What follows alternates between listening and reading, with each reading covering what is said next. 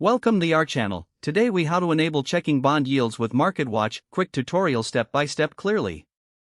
To enable checking bond yields with MarketWatch, first, open your preferred web browser.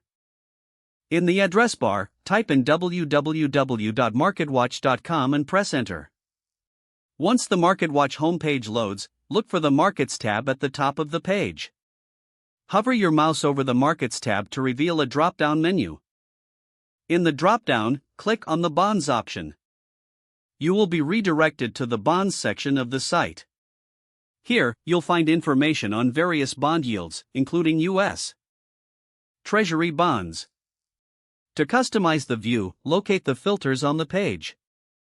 You can choose different durations, such as 1 month, 10-year, or 30-year bonds. Select the duration you wish to check by clicking on it. The page will refresh to display the selected bond yield data. If you want detailed information on a specific bond, click on its name. This will take you to a page with additional data and charts. To stay updated, consider checking back regularly for the latest bond yield changes.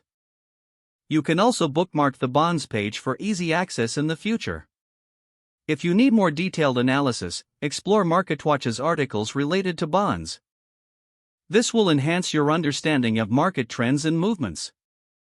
Now you can easily check bond yields using MarketWatch.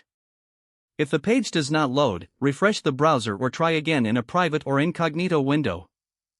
Make sure you are using the correct email address, then retype it carefully to avoid small typos. If your password is not accepted, use the reset option and create a new strong password you can remember. Check your spam folder for verification or security emails, then complete any requested confirmation steps. Enable two-factor authentication if available to improve account security and reduce unauthorized access risk. After signing in, review your profile details so your contact information and settings are accurate and current. If you see an error message, note it down and try again after restarting your device and internet connection. Log out when you finish, especially on shared devices, to keep your account and payment information secure.